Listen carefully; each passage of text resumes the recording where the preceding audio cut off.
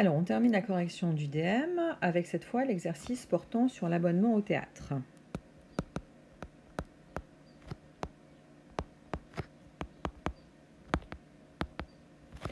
Alors, quelles sont les données de notre exercice?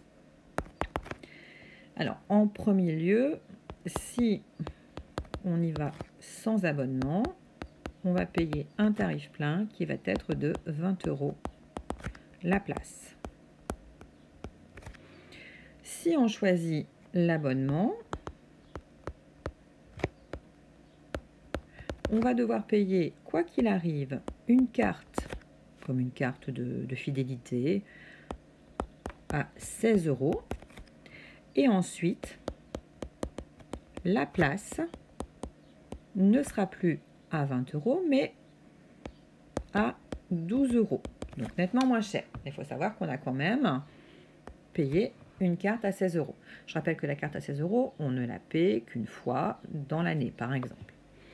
Alors, on nous demande, dans la première question, de tester pour 7 entrées, 7 spectacles. Combien ça va nous coûter dans les deux cas? Alors, pour le tarif plein, c'est facile. On sait que la place est à 20 €. On multiplie par le nombre de fois où on est allé au théâtre, c'est-à-dire 7, ce qui nous fait une dépense totale de 140 €. Pour l'abonnement, on sait que quoi qu'il arrive, on doit payer une carte à 16 €, mais ensuite, eh bien, nos entrées ne sont plus qu'à 12 €. Donc on va 7 fois au théâtre, 7 fois on va payer 12 €, donc on multiplie par 7 et on n'oublie pas donc de calculer les 16 € qu'on a versés pour acheter cette fameuse carte. Alors si on calcule ça, ça nous fait 100 €. Donc pour cette entrée, quelle est la formule la plus avantageuse? C'est bien évidemment l'abonnement qui est le plus avantageux. Est-ce que ce sera le cas pour 8, pour 10, pour 20 entrées, ou pour 2 ou pour 3 entrées? Eh bien, c'est ce qu'on va essayer de déterminer dans la deuxième partie de cet exercice. Et dans le petit a, on vous demande de trouver une expression permettant de déterminer le prix pour X nombre d'entrées pour l'abonnement. Donc, X, ça va être le nombre de spectacles, le nombre d'entrées.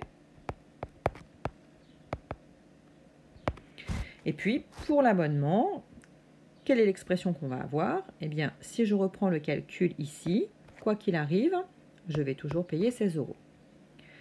Quoi qu'il arrive, ce sera toujours 12 € la place. Mais à la place de 7, ici, je ne connais pas mon nombre d'entrées. Donc, qu'est-ce que je vais mettre? Je vais mettre X. Voilà, je ne mets pas égal à quelque chose puisque c'est juste une expression qui permet de faire le calcul. C'est un programme de calcul. Alors, je vous rappelle que généralement, on met plutôt en premier les valeurs contenant le X. On ne met pas le multiplier. Et ensuite, on met la valeur qui ne dépend pas de X. Donc ça, c'est plus la forme mathématique habituelle. Alors, on a bien ici les 16 € de notre carte. Là, on a bien le 12 € qui représente le prix de la place. Et on a bien ici le nombre d'entrées qu'on ne connaît pas, X. Voilà ce qu'on vous demandait dans la question petit a. Dans le petit b, on va vous demander de trouver justement à partir de combien d'entrées l'abonnement est le plus avantageux, le plus intéressant. Donc, on va résoudre l'inéquation. Alors, l'inéquation, vous l'avez ici en partie. Ça, c'est l'abonnement. Donc, quand est-ce que l'abonnement est moins cher? Alors, moins cher en mathématiques, c'est plus petit que. Plus petit que quoi? Que le tarif plein. Alors, le tarif plein, c'est 20 € la place. Donc, si on va X fois au théâtre, ça va faire 20X. Voilà votre inéquation. Donc, on a maintenant cette inéquation à résoudre. Alors,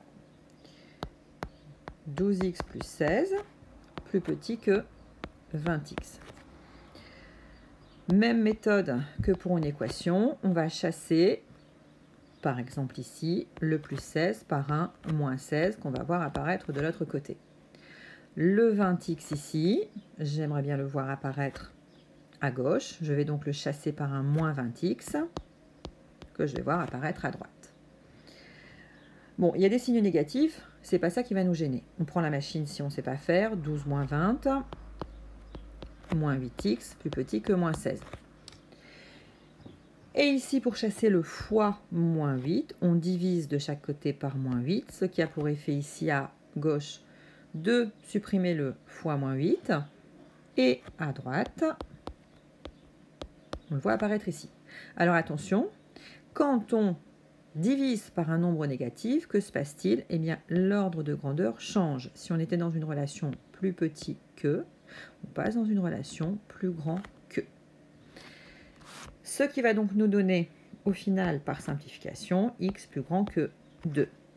Qu'est-ce que ça veut dire? Qu'est-ce qu'on interprète? Ça veut dire que x, qui représente le nombre d'entrées, eh bien, si le nombre d'entrées est supérieur à 2, soit à partir de la troisième entrée, eh bien, l'abonnement devient le plus avantageux. À 2 entrées, on est pile poil sur la même somme.